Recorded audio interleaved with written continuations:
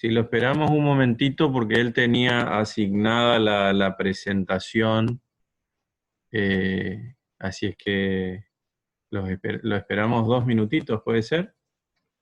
¿Cómo no?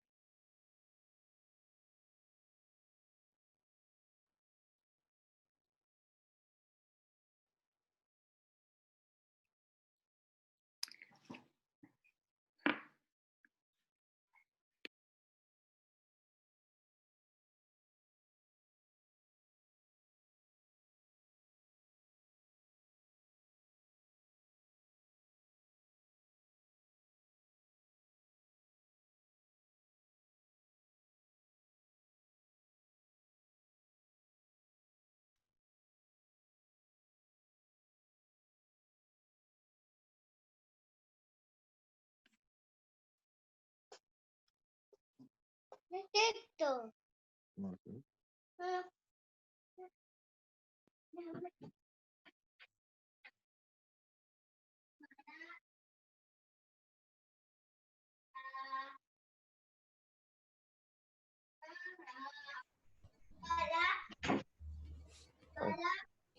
Acá está, abuelo.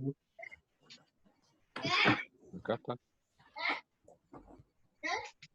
Sí. Ahí está ingresando, estaba con algunas dificultades técnicas.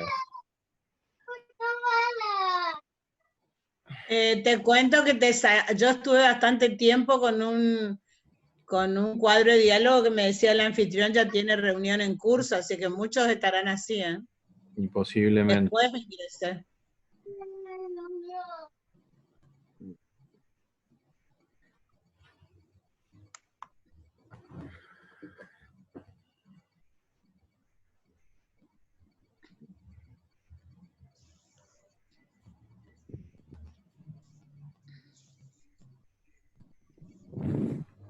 Ahí está Sir Rafael. Buenas noches, doctor Buenas Soldadino. noches. Buenas noches. ¿Cómo le va? Bueno, pero bien, bien. Bueno, no sé si les parece, comenzamos. A continuación, se dará inicio al ciclo de charlas organizado por la Facultad de Derecho de la UNE. La charla está titulada Derechos de daños en la pandemia. La misma está a cargo de dos grandes docentes de esta casa de estudio. El doctor Sergio Leandro Claps, quien tendrá a su cargo disertar sobre aspectos relevantes sobre la constitucionalización del derecho de daños, y el doctor Ricardo Sebastián Danuso, quien disertará sobre tutela preventiva de daños en tiempo de coronavirus. En primer término, tiene la palabra el doctor Claps.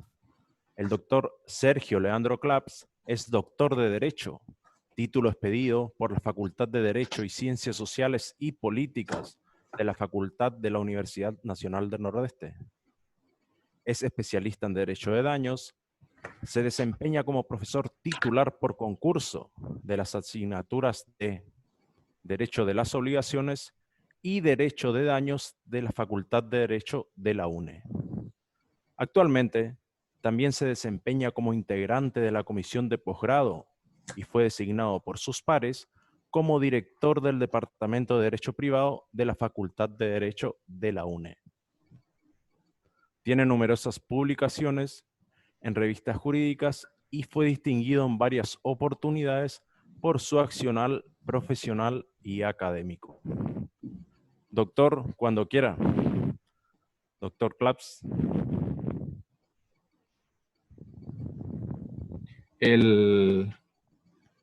A ver. Ahí está.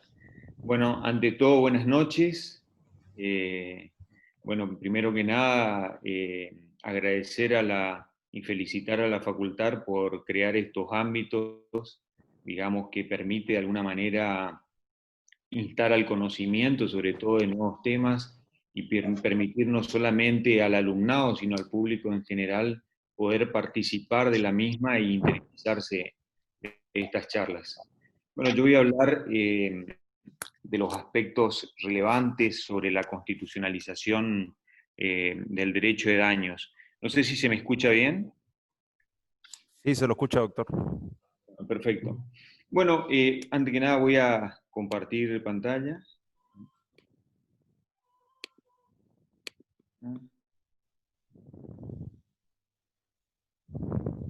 No me permite compartir pantalla. Corta. Bueno,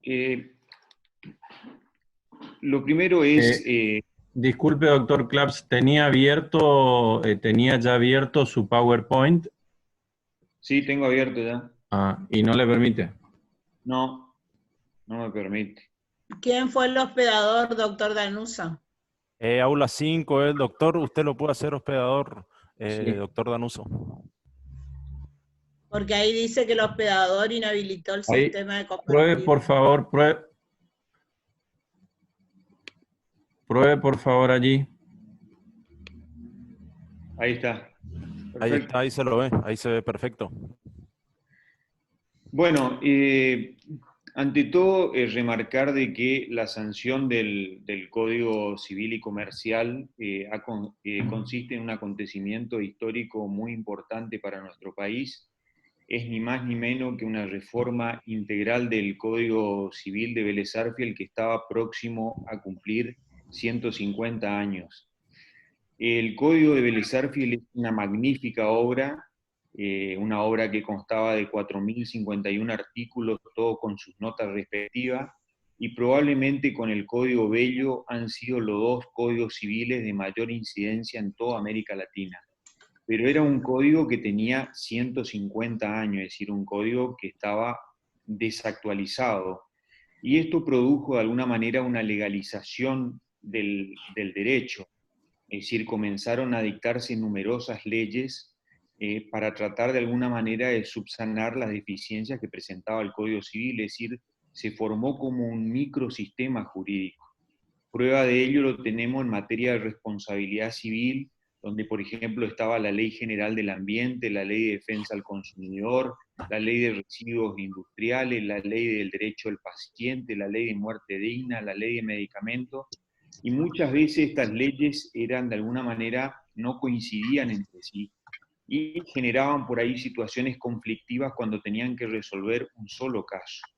Por eso es que una de las normas que incorpora el nuevo Código Civil y Comercial en el título referente a la responsabilidad civil, el artículo 1709 que establece lo que es un orden de prelación normativa. Y justamente en ese orden de prelación normativa, el primer orden es que se va a tener en cuenta las normas indisponibles del Código Civil y Comercial y de las leyes especiales. Y que justamente si existe de alguna manera una cuestión conflictiva sobre estas dos normas, lo que va a primar van a ser las leyes especiales por sus características particulares. El derecho de daños ha evolucionado de manera significativa, producto de lo que ha sido el desarrollo social, de lo que han sido los modelos económicos y consecuentemente el pensamiento jurídico. En virtud de esto, el derecho privado en general y el derecho de daño en particular han tenido que elaborar nuevas temáticas tendientes a dar respuesta a estas nuevas situaciones. Por ejemplo, hay un criterio ya hace mucho tiempo de que la responsabilidad civil o el derecho de daño no puede ser entendido simplemente como un mecanismo que tienda al resarcimiento de los daños mediante la indemnización. ¿Tiene clase, papá? Que hoy debe ir más allá, debe tender a técnicas o mecanismos que vayan dirigidos a evitar de que ese daño se materialice o en su defecto continúe o se agrave, que es con lo que tiene que ver con la tutela preventiva, que hoy sin lugar a duda es la función más importante de la responsabilidad civil. Es decir, hoy en la actualidad el derecho de daño y la responsabilidad civil toman en cuenta lo que son los nuevos paradigmas, y en esto ha tenido una significativa importancia lo que ha sido el derecho constitucional, es decir, la influencia del derecho constitucional. Por ejemplo, en la protección de todo lo que tiene que ver con los derechos personalísimos, la protección de la intimidad, de la privacidad, de la imagen, el derecho a la vida, el derecho a la salud, la consagración con carácter fundamental de los derechos de incidencia colectiva, como es la protección del medio ambiente, la protección diferenciada de ciertos individuos dentro de nuestra comunidad, como son los consumidores y usuarios, lo que tiene que ver con la protección también de lo que el derecho de género, y a esto inclusive le debemos sumar lo que es la magnitud de los daños generados por el avance científico y tecnológico que pone en serio riesgo lo que es la supervivencia misma de la persona. Justamente en virtud de estas grandes modificaciones que el Código Civil y Comercial tuvo que actualizar sus disposiciones normativas conforme a esta nueva realidad, y también a lo que ha sido el avance de la jurisprudencia y de la doctrina. Doctor D'Annunzio, le pido un favor, ¿le puede silenciar a todos? Porque Sí. me aparecen, me saca de foco. Sí, sí. Y bueno, el nuevo código se encuentra en una etapa de, todavía a 5 años de su sanción, en una etapa de transición y de implementación. Prueba de ello es que a 3 años de su sanción ya se volvió a conformar nuevamente una comisión para una reforma parcial del código. Y en uno de los aspectos que se ve de manera significativa esto es justamente con lo que tiene que ver con la tutela preventiva o la función preventiva, por cuanto que la modificación que introduce el Código Civil y Comercial es muy importante desde el punto de vista cualitativo en lo que hace a la cuestión sustancial, pero no fue acompañada con una reforma procesal. Es decir, la mayoría de las provincias están actualizando sus códigos procesales civil y comercial justamente para adecuar estos nuevos institutos y sobre todo para darle operatividad a esta función tan importante como es la tutela preventiva.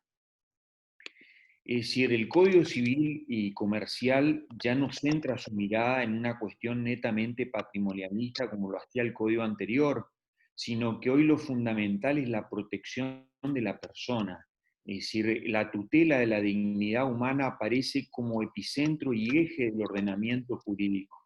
El artículo 51 claramente dice que la persona humana es inviolable. Es decir, la dignidad humana aparece como una válvula de cierre de todo el ordenamiento jurídico. Es decir, la persona es el valor supremo que debe proteger este ordenamiento jurídico. Sin lugar a duda que otro de los cambios importantes que introduce el Código Civil y Comercial ha sido en lo referente justamente a la constitucionalización del derecho privado en general y del derecho de daños en particular.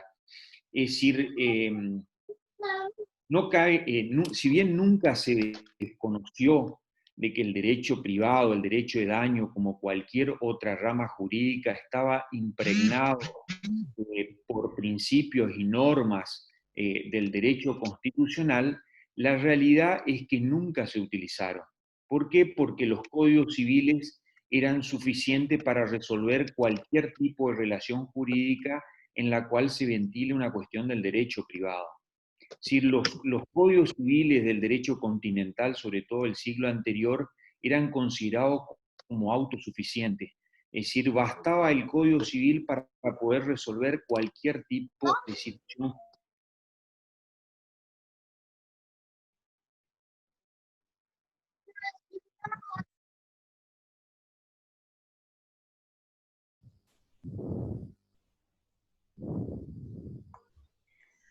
Doctor.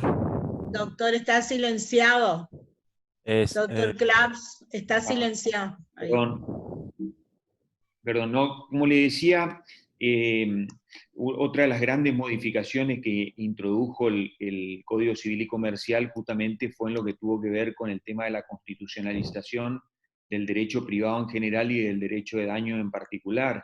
Si bien nunca se desconoció de que el derecho privado, el derecho de daño o cualquier otra rama jurídica estaba de alguna manera impregnado de lo que eran las normas y principios del derecho constitucional, lo cierto es que nunca se utilizaron. ¿Por qué? Porque bastaba simplemente con las disposiciones del Código Civil para poder resolver cualquier tipo de situación jurídica. Los códigos civiles del derecho continental del siglo anterior eran considerados como autosuficientes, es decir, únicamente se ceñían, o sea, cuando había que resolver una situación jurídica bastaba con lo que determinaba el Código Civil. Por eso es que, como este gran jurista Picasso dice, han coexistido mucho tiempo en una majestuosa indiferencia recíproca. Por supuesto que con la sanción del Código Civil y Comercial, la situación ha cambiado de manera significativa. Los 3 primeros artículos de este Código Civil y Comercial elaboran una teoría de la decisión judicial y de alguna manera incorporan de manera expresa lo que es la Constitución nacional y los tratados internacionales en materia de derechos humanos.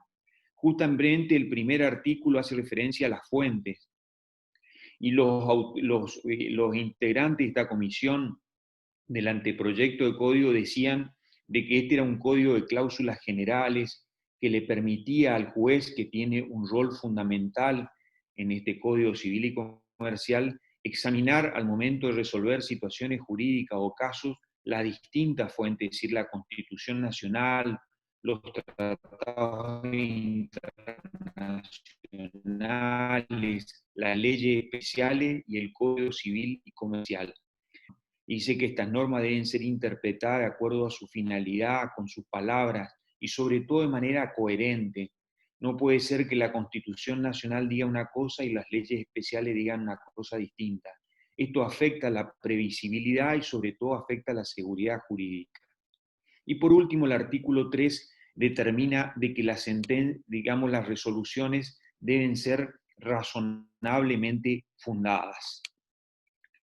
Gran parte de las transformaciones que se han dado en las últimas décadas en el derecho de daño se debe a la influencia que ha tenido el derecho constitucional, sobre todo a partir de la reforma del año 94, donde justamente el Código Civil ha focalizado la protección de todo lo que tiene que ver con los derechos personalísimos. Le dedica todo un capítulo, 10 artículos, inclusive en el artículo 51, como dije hoy, determina que la persona humana es inviolable.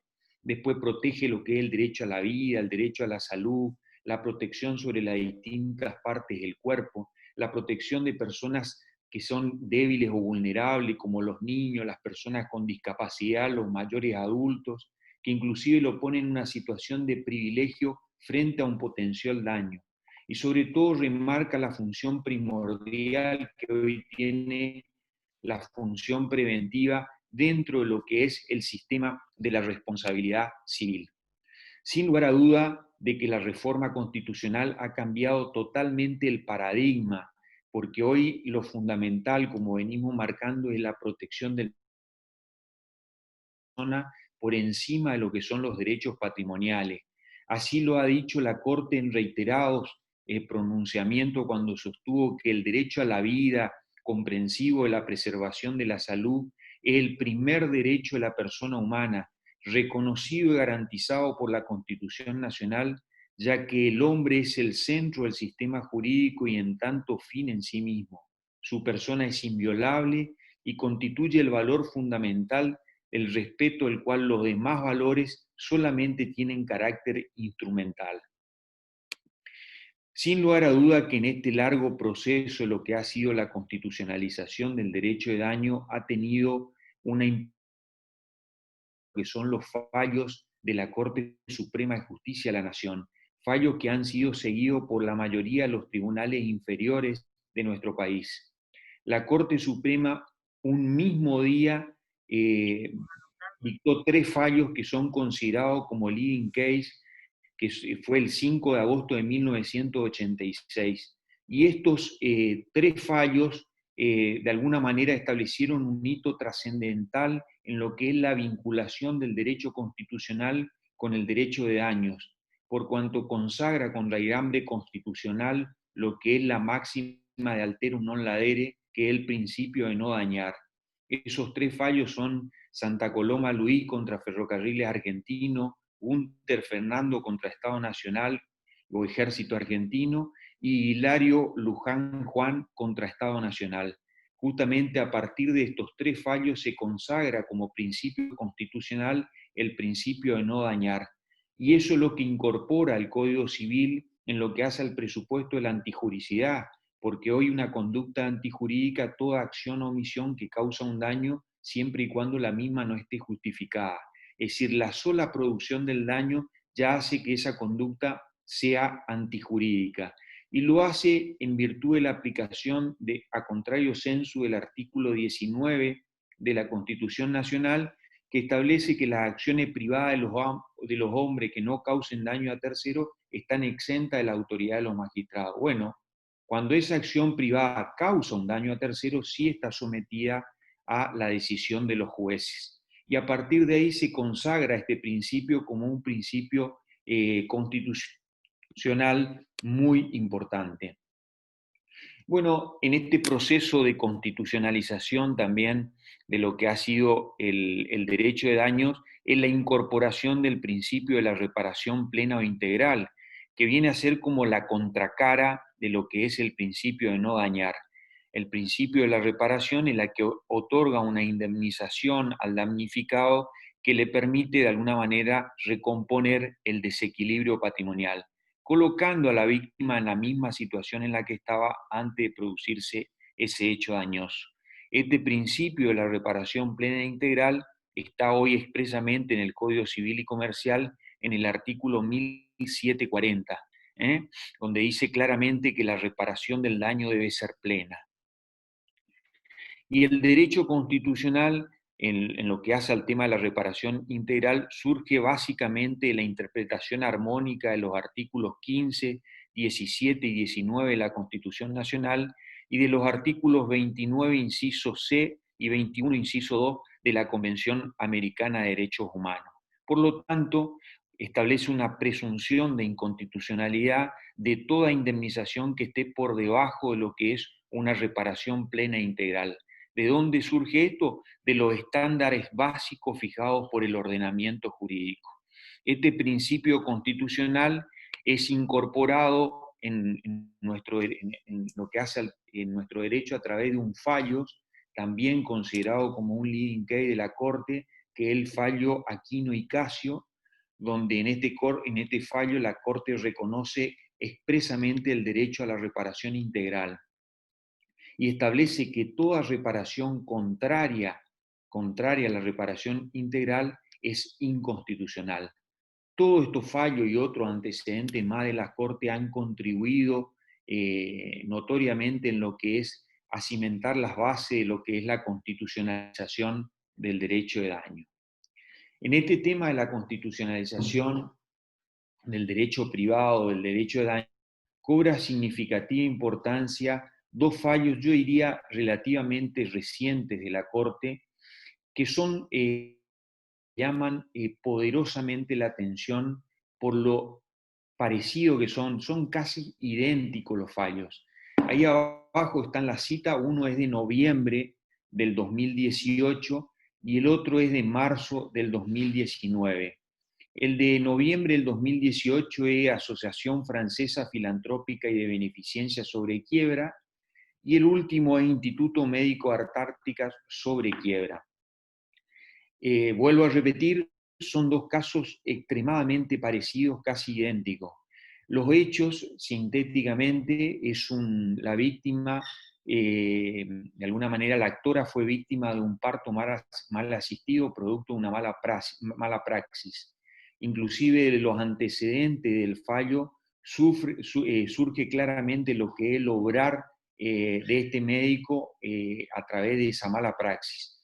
dice, provocó una parálisis cerebral del 100% de capacidad irreversible que condujo a un sufrimiento fatal agudo con afectación de todos los órganos, cuyas secuelas implicaron la presencia de lesiones cerebrales gravísimas, parálisis de los 4 miembros que le impide movilizarse y un retraso en el crecimiento. Los padres de la víctima promovieron la demanda por daño y perjuicio en el año 1991 y la sentencia de primera instancia se obtiene recién en el 2003, donde hacen lugar a la demanda de daño y perjuicio por una suma de 380.000 pesos. Poco antes de que la sentencia se torne firme y efectiva, ese sanatorio se declara en quiebra. Entonces le obligan a los padres de la víctima a presentarse en el juicio de quiebra, solicitar la verificación del crédito y solicitaron también de que se le tenga como crédito privilegiado, y en virtud de los principios que surgían tanto del derecho constitucional y de los tratados internacionales, solicitaron el pronto pago. Bueno, el caso llega a la Corte, y la Corte saca una resolución por mayoría. La mayoría estaba integrada por el doctor Lorenzetti, por la doctora Hayton de Nolasco y por el doctor Rosenkranz. Y en disidencia, Maqueda y Rosati. ¿Qué es lo que hicieron la mayoría? Desestimaron la acción. ¿Por qué desestimaron? Porque aplicaron stricto sensu la ley de concurso y quiebra y establecieron de que una indemnización por daño y perjuicio no es un crédito privilegiado, sino que es un crédito quirografario. Yo le he escuchado, sobre todo a 2 de esos integrantes que formaban parte de la comisión del anteproyecto de código, diciendo de que este código es un código de cláusulas generales, donde el juez al momento de resolver una sentencia o una resolución o una situación jurídica, no solamente debía tener en cuenta una ley, sino que debía tener las distintas fuentes y sobre todo la Constitución Nacional y los tratados internacionales. Parece que se olvidaron de todo al momento de resolver este caso, porque simplemente aplicaron una ley que fue la ley de concurso y quiebra. Por supuesto que este fallo fue muy criticado por la doctrina en general. Uno de los autores que criticó muchísimo este fallo fue el doctor Pizarro, inclusive lo criticó en el Congreso de Daño y Contrato que se hizo el año pasado en esta ciudad. Y bueno, la crítica que sufrió el fallo fue lo que desembocó justamente en las consecuencias que se vio en el otro fallo que tuvo que resolver la Corte en marzo. ¿Por qué? Porque uno de los integrantes de esa mayoría, que era el doctor Rosenkranz, se excusa. Y entonces al excusarse, la Corte tuvo que designar una conjuez. La conjuez que designaron fue la doctora Graciela Medina, que es jueza de Cámara, de la Cámara de la Capital Federal, de la Sala Tercera, donde inclusive ya tenía criterio formado sobre esta cuestión. Respecto de esto, de alguna manera quiero hacer hincapié en que un análisis, una interpretación de las normas alejadas de la realidad, de la cuestión que se tiene que decidir, es una mirada parcial. Y es una mirada parcial que atenta contra la finalidad misma de lo que tiene que ver con la noción de justicia. No hace falta simplemente mencionar la importancia de la Constitución Nacional y de los tratados internacionales, incorporar, digamos, la constitucionalización del derecho de daño al Código Civil y Comercial, es decir, si estas normas no se vuelven operativas. Es fundamental la aplicación de la Constitución Nacional y de los tratados internacionales en lo que tiene que ver con la defensa de los derechos fundamentales, como el derecho a la vida, el derecho a la salud, la protección de los sectores débiles, como el caso de los niños y las personas con discapacidad. Si las normas se tienen que tornar operativas o de otra manera no sirven. Es decir, en este caso pasaron 28 años de una víctima con una incapacidad total y permanente. 20 años del momento en que el crédito se tornó efectivo y cierto. Es decir, esto tiene que hacer un llamado de atención justamente a los órganos judiciales, sobre todo por las falencias que van presentando o de alguna manera pone de manifiesto el sistema. Y quiero terminar simplemente esto con las palabras finales de esta gran jurista que es la doctora Graciela Medina. Ella dijo: no puedo dejar de expresar el profundo dolor que siento como mujer, como madre y como magistrada, al ver que esta joven ha transitado toda su niñez, su adolescencia y parte de su vida adulta esperando una respuesta judicial definitiva que no llega, mientras su salud se deteriora. Tengo en claro que la intervención de este tribunal no ha sido más que un eslabón en este larguísimo proceso, pero eso no hace que me sienta menos mal. Todos los operadores judiciales deberíamos sentarnos un momento a reflexionar sobre este tipo de situaciones y replantearnos el rol que tiene cada uno para evitar que se repita. Ojalá este pronunciamiento lleve un poco de paz a la víctima y a sus familiares y contribuya en lo que pueda obtener una mejor calidad de vida posible por el resto de su existencia. Como siempre digo, no debemos olvidar bajo ningún tipo de pretexto que la verdadera esencia o razón del derecho es la protección de la persona humana. Muchísimas gracias y con esto termino, digamos, esta charla. Bueno, gracias, doctor.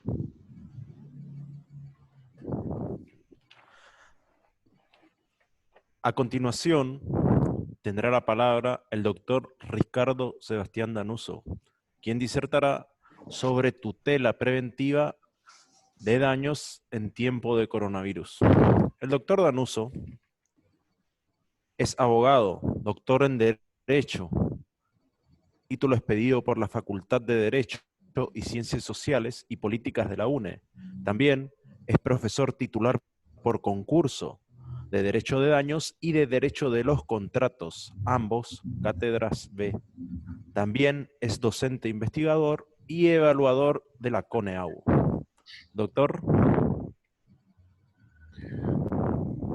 Bueno, buenas noches para todos nuevamente, para los que estuvieron y para los que se incorporan a partir de ahora.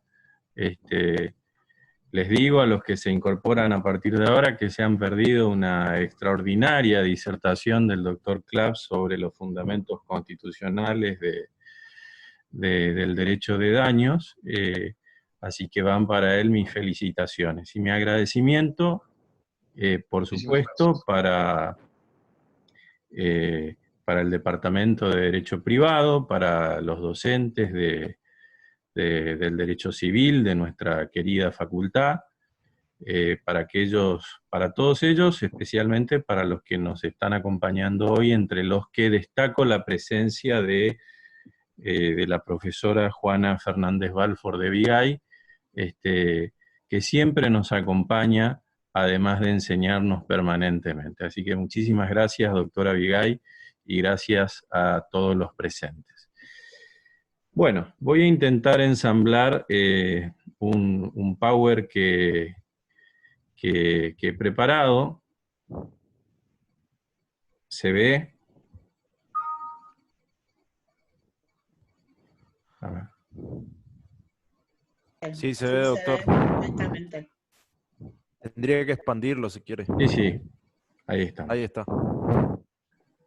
Bueno. El tema de la charla a mi cargo es la tutela preventiva de daños en tiempos de coronavirus. Me gustaría empezar la charla con un pensamiento del profesor Julio César Rivera, que es uno de los más importantes civilistas contemporáneos de nuestro país, que ha señalado, en línea con lo que ya se dijo y con lo que consagra y dispone nuestro Código Civil y Comercial de la Nación, que un sistema de responsabilidad civil es eficiente, entre otras cosas, cuando induce a la prevención antes que a la reparación. Esto pone de resalto, me parece, la idea de que la responsabilidad civil cumple en el derecho contemporáneo, en el derecho de este tiempo, muchas funciones.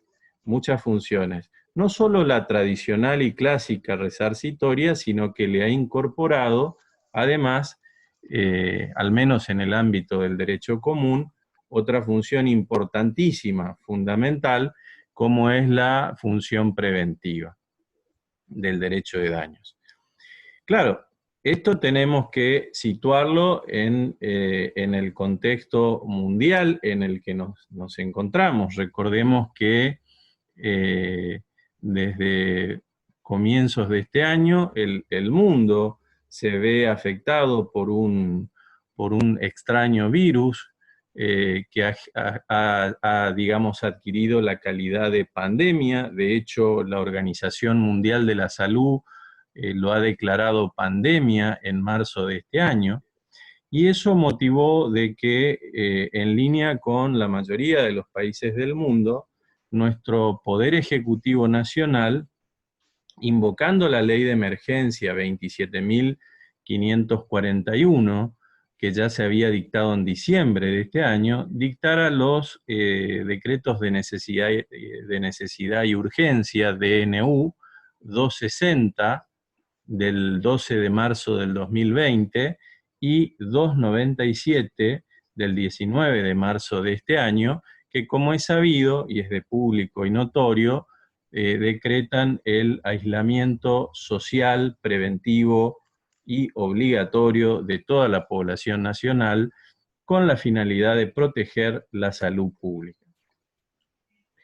Debemos decir que en este contexto nos encontramos, y además que las autoridades provinciales, municipales y los otros poderes del Estado dictaron sus propias normativas que prevén medidas para enfrentar la emergencia sanitaria y epidemiológica. La pregunta es, frente a esta situación, ¿con qué herramientas contamos en el derecho civil para encontrar soluciones frente a las distintas problemáticas que presenta esta situación de contexto en la que nos encontramos? En primer lugar, mencionar la tutela preventiva, o la función preventiva de la responsabilidad civil, hoy expresamente consagrada a partir de los artículos 1710, 1708, 1709, 10 y siguientes, y otros mecanismos, otras figuras como la tutela preventiva en el ámbito de la suspensión de cumplimiento contractual. Vamos a ver cómo estos mecanismos de prevención del daño se manifiestan tanto en la faz extracontractual como en la faz contractual de las relaciones jurídicas. Bien, veamos cuál es la naturaleza jurídica de la función preventiva. Galdós, que es un destacado jurista y juez de nuestro país, señala que en torno a la naturaleza jurídica de la función preventiva, que es una función normativa de la responsabilidad, y esto, digamos, surge claro de la consagración expresa que de ella hace nuestro Código Civil y Comercial. Y consagra, ahí ven ustedes en la filmina, es una función normativa de la responsabilidad civil. Y consagra los siguientes deberes. Previamente veremos cuáles son los fundamentos de la función preventiva de la responsabilidad civil. Los fundamentos han sido sintetizados por las 26 jornadas nacionales de derecho civil celebradas en la ciudad de La Plata en el 2017, donde se decidió en un despacho unánime que el alterum non laedere y la buena fe consagrados en el artículo 1710, inciso B del Código Civil y Comercial, son el fundamento constitucional de la función preventiva de la responsabilidad civil. ¿Qué deberes consagra esta función preventiva? Consagra los siguientes deberes. En el ámbito extracontractual, los siguientes. En primer lugar, un deber general de acción u omisión de no dañar, es decir, un deber de evitar causar un daño que actúa ex ante, es decir, antes de que el daño se produzca. Esto está expresamente consagrado en el artículo 1710, inciso A. En segundo lugar, un deber de actuar sobre la base de un plus adicional de conducta que consiste en adoptar, conforme a los parámetros de la buena fe y de la razonabilidad, las medidas y acciones necesarias para impedir un daño. Este segundo deber que mencionamos también actúa ex ante y surge del artículo 1710, inciso D. En tercer lugar, el deber de hacer cesar el daño en curso o evitar su agravamiento o continuación temporal o espacial, es decir, el deber de mitigar el daño, ¿sí? Este deber actúa ex post el daño y está consagrado en el artículo 1710, inciso C. O sea, actúa frente a la amenaza del daño ex ante o frente al daño consumado ex post o post daño. Vemos como los deberes tienen, digamos, un aspecto de exigibilidad temporal ex ante o ex post el daño en sí mismo. En el ámbito contractual, ¿qué deberes consagra? Primero, se consagra una tutela autónoma, por lo cual podría utilizarse la preceptiva que surge de los artículos 1710 al 1713, y también un deber de suspensión, deber o facultad de suspensión preventiva o temporaria de las obligaciones a cargo de una parte ante la amenaza de incumplimiento de la otra, facultad que surge del artículo 1032 del Código Civil y Comercial que estamos analizando. ¿Qué establece el Código Civil respecto de las acciones preventivas a partir del artículo 1710? Bueno, establece determinados requisitos que hacen a su procedencia. ¿Cuáles son? En primer lugar, la existencia de una acción u omisión antijurídica. En segundo lugar, la previsibilidad del daño. El daño debe ser previsible. En tercer lugar, no se exige la concurrencia de un factor de atribución. Queda liberado el sujeto interesado de acreditar la concurrencia de algún factor de atribución, sea subjetivo u objetivo. Bien, respecto de la legitimación, es decir, ¿quiénes son las personas que pueden promover la acción preventiva? Respecto de esto, el 1712 establece claramente que todos quienes acrediten un interés razonable en la prevención del daño.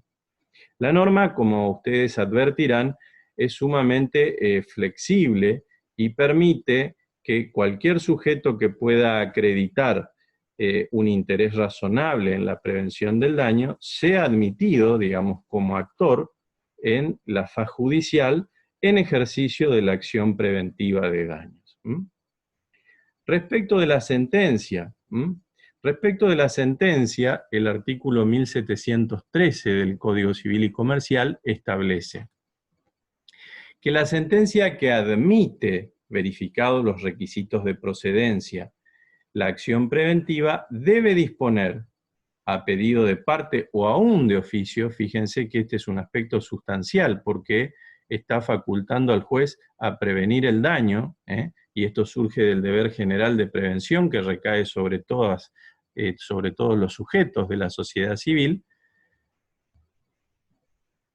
debe disponer, a pedido de parte o de oficio, de manera definitiva o de forma definitiva o provisoria, obligaciones de dar, hacer o no hacer, según corresponda.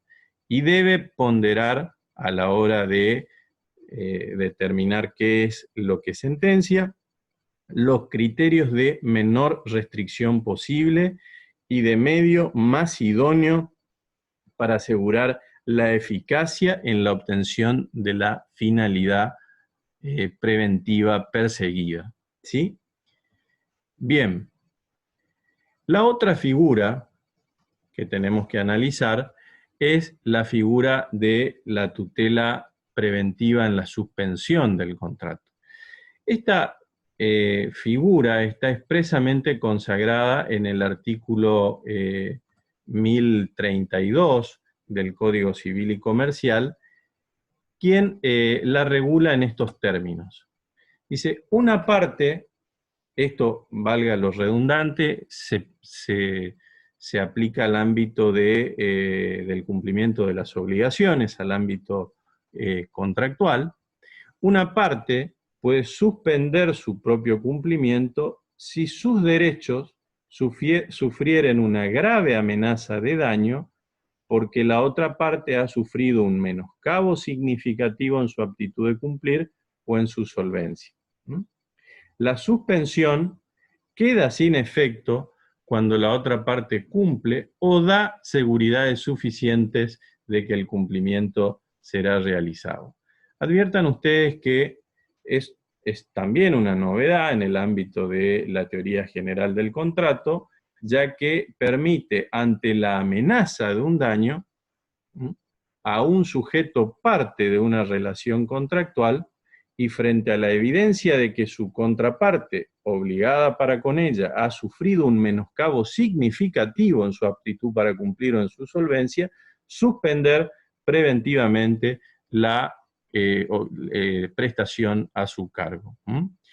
Esta suspensión preventiva puede ser desactivada, para emplear un término muy gráfico, si la parte a quien se le atribuye un menoscabo o una disminución en su capacidad para cumplir, cumple u ofrece garantías suficientes de que el cumplimiento será realizado.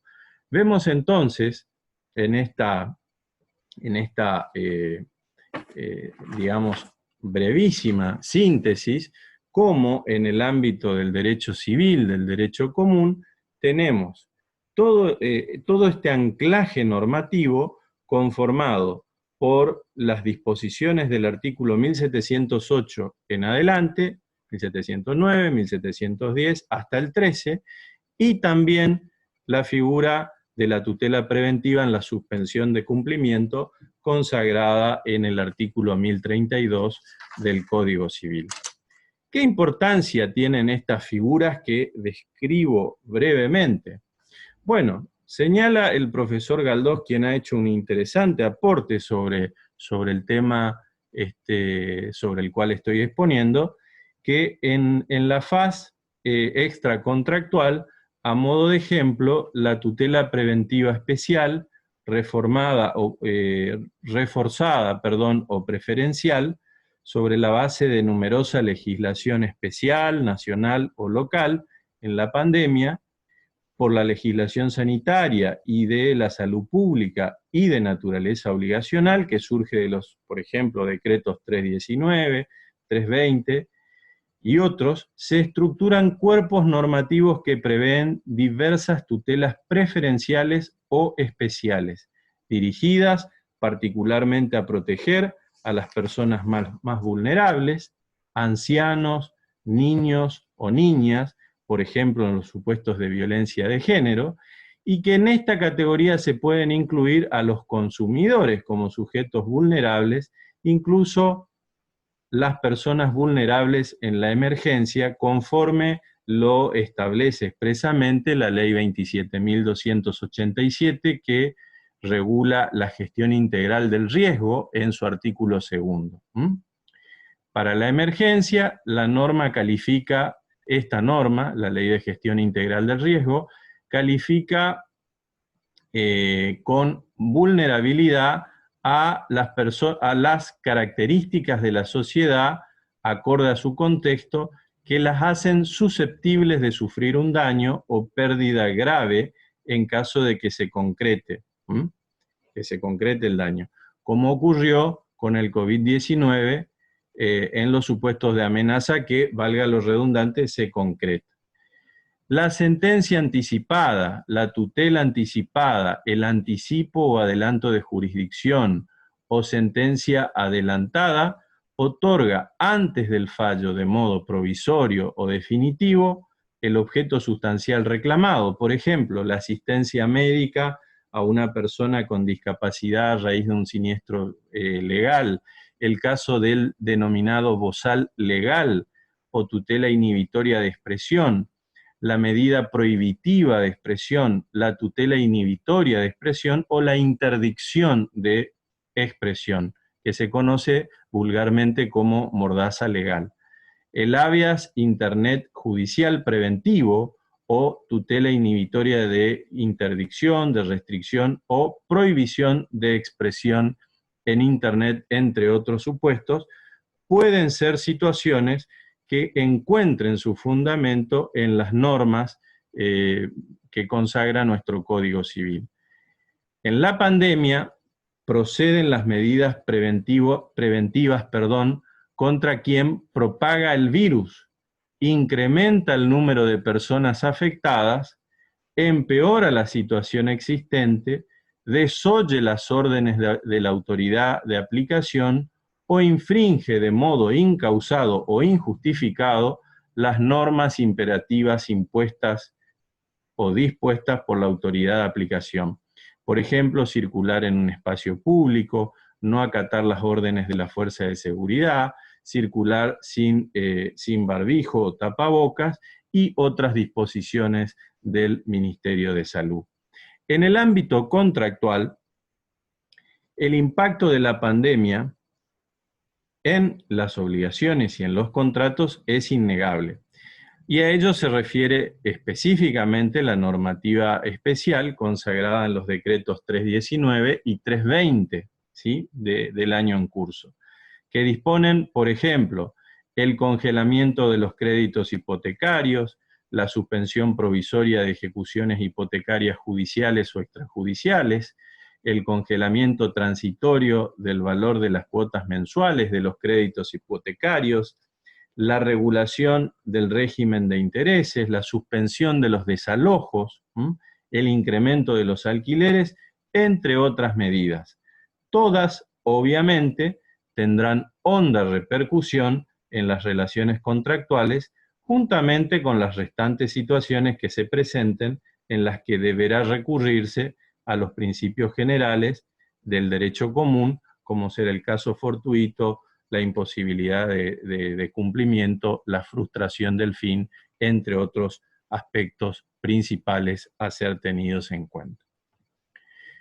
Para finalizar, y con el propósito de no extenderme mucho porque siempre tengo problemas con el tiempo, les dejo un pensamiento que me parece una síntesis de cierre, la verdad, inspiradora, del profesor Ricardo Lorenzetti, que dice: conferir al juez un rol relevante para aplicar con prudencia las cláusulas indeterminadas, la garantía diseñando los instrumentos específicos para proteger los bienes jurídicos de los individuos y afianzar los derechos de los ciudadanos.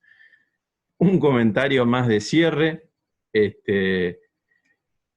Quizás si hubiese tenido presente este pensamiento al momento de fallar en la causa que mencionó el doctor Claps, quizás su fundamento o su decisión hubiese sido otra. Muchas gracias y quedo a disposición para las preguntas que quieran hacerse.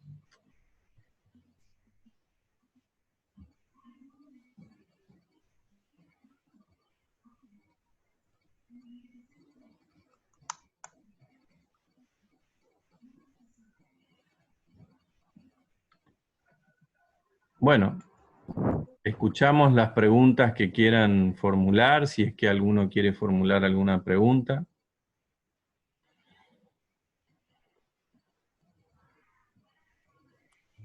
¿Alguien tiene alguna duda para cualquiera de los dos disertantes?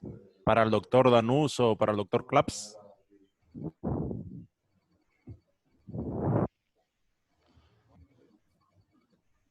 Muy clara la exposición de los dos, parece, doctor.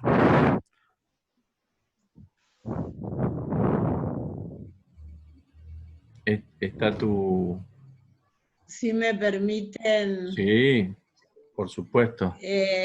agradecer las palabras de los profesores, pero también felicitarlos, porque realmente los temas abordados son de mucha actualidad y muy interesantes, no solo para los alumnos, sino aún para los profesores, y aparte siempre con una frondosa jurisprudencia que es importante para el desarrollo de todos los temas.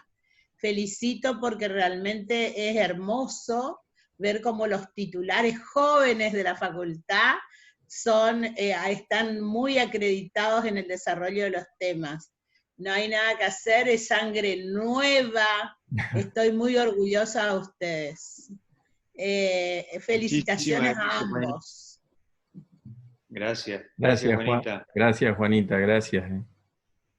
Y gracias a todos, ¿no? Gracias, Sebastián. La verdad que un placer. Bueno, estamos a disposición para lo que necesiten. Bueno, igualmente, gracias a todos, gracias para la oportunidad, por la oportunidad de pensamiento y de reflexión sobre temas que son de candente actualidad, y por supuesto a los profesores, docentes y alumnos que nos acompañaron. Gracias. Gracias. Saludos. Buenas noches, gracias. Bueno. Gracias.